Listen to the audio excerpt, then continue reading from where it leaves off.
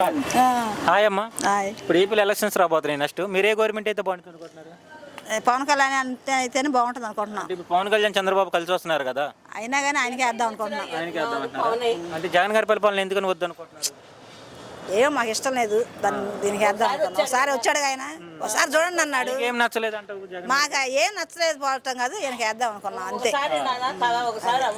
ఒకసారి వేయమని ఒకసారి వేయమన్నాడు, ఆయనకి వేసాం. ఈయనకు కూడా ఒకసారి వేద్దాం, అది అంతే. అంతే. ఇప్పుడు పవన్ కళ్యాణ్ గారు అని చంద్రబాబు నాయుడు గారు వస్తే ఎలాంటి అభివృద్ధి చూడొచ్చు మనం ఏపీలో? అవన్నీ మాకు తెలియదు అయ్యా, మేము చదువుకున్న వాళ్ళం కాదు. ఆయనకి వేద్దాం ఒకసారి అంటే మీ పిల్లల భవిష్యత్తు బాగుండిద్ది అంటారు వాళ్ళిద్దరు అని వేద్దామని అంతే. అమరావతి అని పూర్తవుతాయి అంటారు. ఇది ఇక మరి పోరాడుతున్నారుగా పాపం వాళ్ళు 5 సంవత్సరాల నుంచి పోరాడుతున్నారుగా.